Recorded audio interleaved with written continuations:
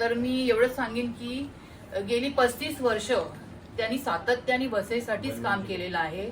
वसईसाठी झटले आहेत ते आणि खरे संघर्ष योद्धा जर म्हणायला लागलं तर त्यांनीच संघर्ष केलेला आहे वसईसाठी, वसईच्या पाण्यासाठी, वसईच्या ब्रिजेससाठी, वसईच्या रस्त्यांसाठी त्यांनीच काम केलेलं आहे आणि अजूनही ते लोकांसाठीच काम करत. त्यांनी कधी पदासाठी, कुठल्या मंत्रिपदासाठी त्यांनी हव्यास धरलेला नाही.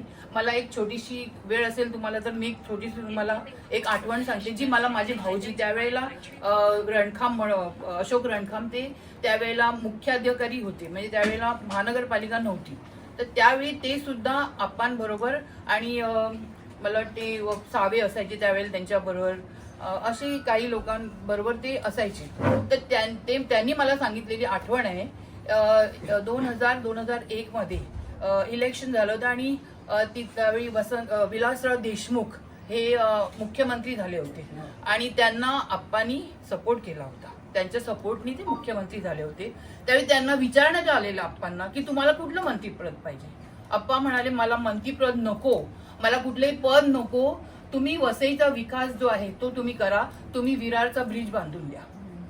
तर त्यावेळेला त्यांनी मान्य केलं आणि नंतर मतदान झाल्यानंतर खूप दिवस हे काम झालं नाही.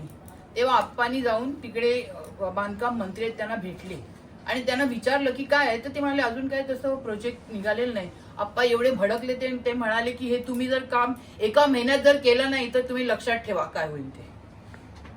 हा त्यांचा तेवढा दरारा होता त्यावेळेला आणि तुम्हाला सांगते 15 दिवसाच्या आत त्याची ऑर्डर निघाली ब्रिजची.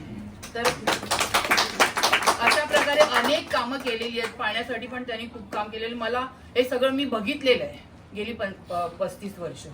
बहुजन विकासमध्ये येण्याचं माझं हेच कारण आहे की जिथे असे विकास पुरुष असतील त्यांच्याकडे आपल्याला गेलं पाहिजे. आपल्याला खरं काम करायचं असेल तर मला कुठल्याही पदाचा अभिलाषा नाही, मला कुठलंही हे नको आहे. मला फक्त तुम्ही काम द्या. आप्पा मला जे काम देतील ते मी करणार, प्रामाणिकपणे करणार.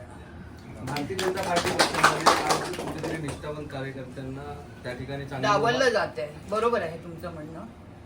असे कितीतरी, माझा भाऊच आहे शेखर धुरी, चंद्रशेखर धुरी, 40 वर्ष त्यांनी इथे भारतीय जनता पार्टी इथे रुजवली, ती त्यांनी रुजवली, पहिली सरपंच. आता त्यांना जर तुम्ही डावललं तर मी तर आता 8-1 वर्ष पूर्वी आले होते, त्यामुळे माझी काय वाट आहे. आणि ज्यांना तिकडे तिकीट दिली गेली ती म्हणजे अगदी नवखी. मला वाटते मी जिथून मला तिकीट मिळायचं होतं तिकडे एक अशा महिलेला दिलं तिकीट